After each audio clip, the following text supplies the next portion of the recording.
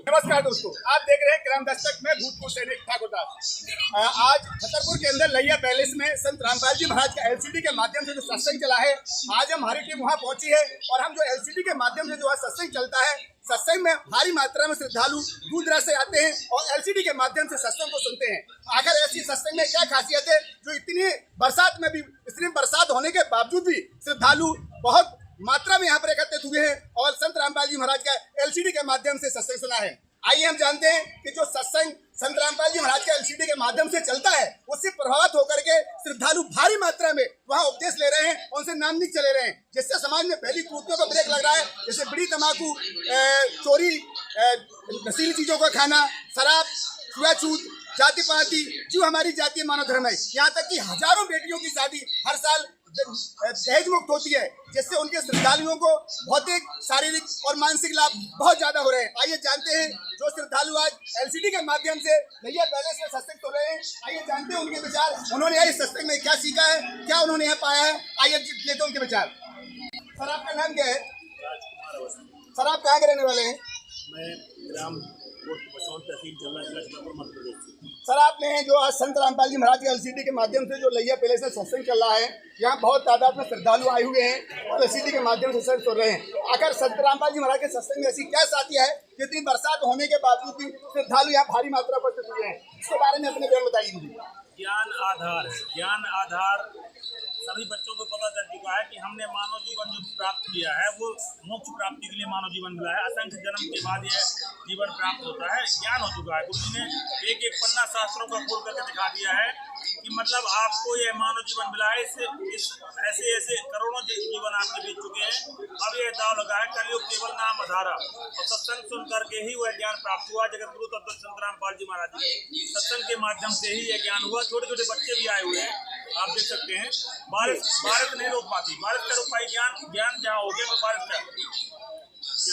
आपने जो हमें हमारे क्राइम ब्रांच को जो अपने बयान दिए हैं, ये जानना चाहता हूँ, आपने संत रामपाल जी महाराज को उपदेश कब लिया था? 2013 में जगत गुरु तत्व संत रामपाल जी महाराज जी की जो असीम कृपा हुई 2013 में हुई। उसके पहले आप किस गुरु की शरण में थे और क्या साधना करते थे? उससे पहले हम लोग जो जगत में चल रही कुरीतियां भी कहेंगे उसको, पहले ज्ञान नहीं था, ज्ञान के हिसाब से मान लीजिए अब उसको कुरीतियां। सर, आप संत रामपाल जी महाराज की शरण में आने से पहले आपके गुरु कौन थे और क्या साधना करते थे? जगत गुरु तत्वदर्शी संत रामपाल जी महाराज की शरण में आने से पहले, क्योंकि हम ब्राह्मण समाज से थे, तो हमें पहले से ही नॉलेज था कि हमें गुरु बनाना चाहिए और ये मानव जीवन बार बार नहीं मिलता है। तो पहले भी हमने 2-3 गुरु बनाने के लिए मतलब रखे और लोगों बनाए भी। और परंतु जब जगत गुरु संत रामपाल जी महाराज जी का साधना टीवी के माध्यम से सत्संग सुना, तब आंखें खुली की खुली रह गई कि वास्तव में ज्ञान क्या है।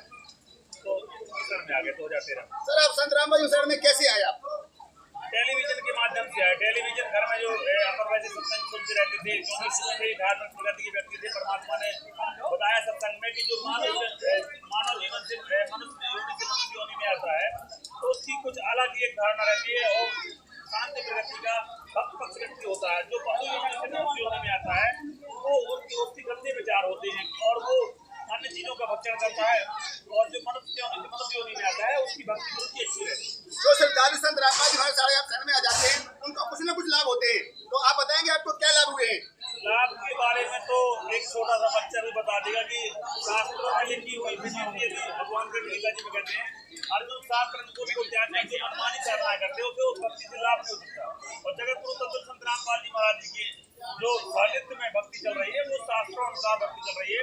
आप जब भी शाम 7:30 से 8:30 साधना टीवी आप खोलेंगे, या दोपहर 2 से 3 श्रद्धा टीवी खोलेंगे, आप प्रतिदिन लाइव सत्संग चलता है और यूट्यूब में भी चलता है। जब आप देखें तो गुरु जी एक चूली रख कर बताते हैं कि बेटा ये शास्त्रों में साधना लिखी है। तो शास्त्रों के अनुसार जब हमने साधना की तो अनेकों लाभ मिले, गिना नहीं सकते, रात में जाके गिना नहीं सकते। क्या कहना है?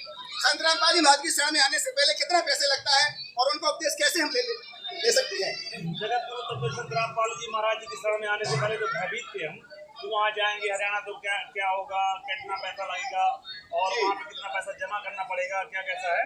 परंतु जब आश्रम के अंदर प्रवेश किया तो सारी चीजें निःशुल्क थी और सभी प्रकार के वहाँ पर हर व्यक्ति के लिए बैठने उठने की व्यवस्था, रहने के लिए व्यवस्था, और सर्दी के मौसम में रजाइयों की व्यवस्था और चाय पानी नाश्ता की व्यवस्था। 1 रुपए भी नामदान में नहीं लगा। नाम दीक्षा जो जगत के गुरु है तत्वदर्शी संस्कृत जैसा नंबर 15 जो मंत्र है 1 से 4 में जो भगवान कृष्ण गीता जी में कहा है कि तत्वदर्शी सत्य मिल जाने के उपरांत अर्जुन को उस परम पद की खोज कर यहाँ जाने के बाद जीवात्मा अच्छा, जो श्रद्धालु आज क्राइम दस्तक के माध्यम से आपको सुन रहे हैं उनके लिए आपके क्या संदेश है, उनको आप क्या अपना मैसेज देना चाहते हैं? मैसेज क्या देना चाहूँगा, मैं तो उनसे प्रार्थना ही करना चाहूँ क्योंकि सभी मानव जीवन सभी प्राणी जो यहाँ पे आए हुए हैं और सभी परमात्मा प्राप्ति के लिए ही मानव जीवन मिला हुआ है, चाहे जिस धर्म में हो चाहे जिस वर्ण में हो।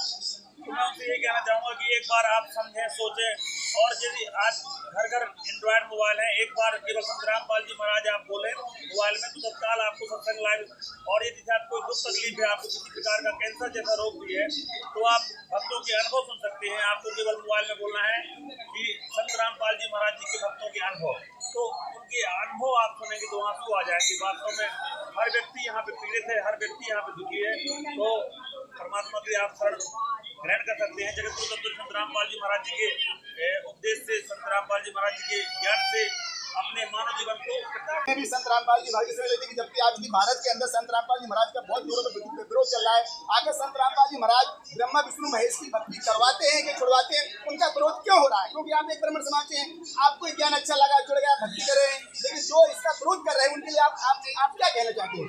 विरोध नहीं कर रहे हैं, कुछ ऐसी चीजें हैं उसमें कि मतलब जैसे उनको अभी नहीं आए हैं, नजदीक आने के बाद पता चलता है कि इंसान कैसा है और हम आपके नजदीक आए तो हमें पता लगा कि आपका आचरण बहुत अच्छा है। ऐसे ही जब वो लोग सत्संग सुनेंगे उनको पता चलेगा कि मानव जीवन हम गंवा रहे हैं और जो ब्रह्मा विष्णु महेश जी की भक्ति हमारे गुरु जी बता रहे हैं। प्रथम मंत्र जो है ब्रह्मा विष्णु का सावित्री जी का ही गुरु जी बताते हैं, उसी से लाभ मिलना वो यहाँ की प्रधान है और जो लाभ मिलना है शास्त्र साधना से गुरु जी हमारे भक्ति देते हैं। केवल क्या है कि जिनकी अब जो वृत्ति नहीं है भक्ति करने की, जो नहीं मतलब मानव जीवन समझ पा रहे हैं वो अपने मनमानी चीजें बोलते रहते हैं, बताते रहते हैं, धीरे धीरे वो भी शांत हो जाएंगे, जानेंगे कि इनका काम तो कर सकते। जो श्रद्धालु संत रामपाल जी महाराज से उपदेश लेना चाहते हैं वो कैसे उनसे उपदेश लें, कैसे उनसे जुड़े? बहुत ही सरल है, बहुत ही सरल है। जबकि अब आप देखेंगे कि महोबा अपना आप तो छतरपुर जिले के हैं तो छतरपुर में भी नामदान केंद्र है, महोबा मतलब 500 प्लस नामदान केंद्र पूरे भारत में है।